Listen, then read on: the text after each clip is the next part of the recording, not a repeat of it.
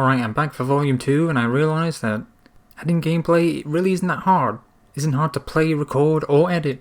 So here we go. So this first issue 5 technically, is pretty great. Sonic's with SBO. SBO explains like what the Chaotix have been doing. You actually get to see the Chaotix like be detectives, which they're supposed to be, which is pretty nice, and they actually succeed because they find Eggman. But obviously, the big twist is that Eggman has lost his memories and he's not Eggman anymore. And then there's this like really good like implementation of a moral, talking about how Eggman can't really be punished for the crimes he did because he doesn't remember them. They basically just sit there and discuss morals, which could be pretty heavy-handed, but it feels like totally natural here, especially since there's a few perspectives going on. It also seems pretty easy for children to understand because the whole dilemma is put through the lens of Eggman losing his memory and literally becoming like almost a different person. So it's like subtly talking about redemption and second chances and stuff like that without actually getting into the nuances of it. We also see a speech bubble from someone who took over Eggman's robots, which is obviously Metal Sonic, even if I didn't know that there was a Metal Sonic arc. Not that that's necessarily a bad thing. And at the very end there's a reveal that Shadow showed up, and apparently he's pretty bad in this, and I've seen quite a few panels and whatnot, and I'm not looking forward to it. Last thing I'll mention is the part where Eggman brings up Eggman Land, even though he's supposed to have lost his memory. Something to make you and the rest of the characters be unsure whether he's actually lost his memories or not. Speaking of which, starting the next issue, Shadow overheard what he said about Eggman Land, and he wants to beat up, kill Eggman? I don't know. But Sonic stops him, of course. There's also this like pretty cool moment where Rouge is the one who gave Team Chaotix the anonymous tip and kind of led them by the nose, making sure that they and Sonic would be in the way of Shadow when he came for Mr. Tinkerer. Pretty good writing for her. Shadow, on the other hand, it's also pretty good right now. I know it won't be later, but right now, in this issue, he was probably perfect for me. I'm pretty sure Sonic and Shadow have such strong mandates in the IDW series because of the Archie comics and how like messy their characters got, and I think it, for the most part, is appropriate, especially for Sonic, because it's really not that bad for him. I've also heard that there's some pretty strong law ones around Silver and Knuckles to make sure they aren't doing anything dumb, which is also good. But yeah, Shadow in this issue, he wants to take care of Eggman because he's Eggman. It's a pretty understandably far-fetched story. He also mentioned Eggman Land. Sure, he's a bit impulsive, but this is Eggman we're talking about, you know? It's a pretty big deal.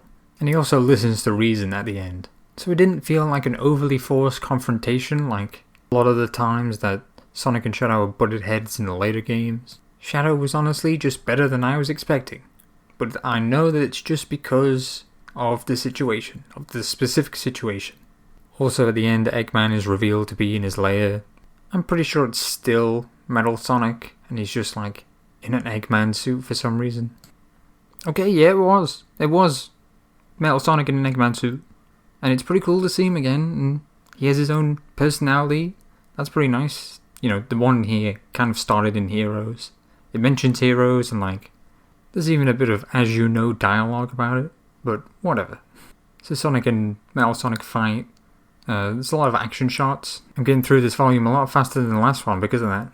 I like that we see a lot of the Heroes robots in this. Sonic also says one of the lyrics to his world, so that's also pretty good. Seems like both the writers and the artists put in a lot of references. Something for people who have played all the games to really be able to appreciate. There was some in the other issues that I didn't mention. Like the last one where Sonic talks about all the times Eggman have helped them fight a greater evil, you know? So at the end, Sonic has to like catch a ride with Tails and regroup, and I realised that Amy isn't the Resistance leader yet. It's still Knuckles right now, I guess he hasn't gone back to the Emerald or whatever. But yeah, I really like how Metal Sonic is shown to be such a threat.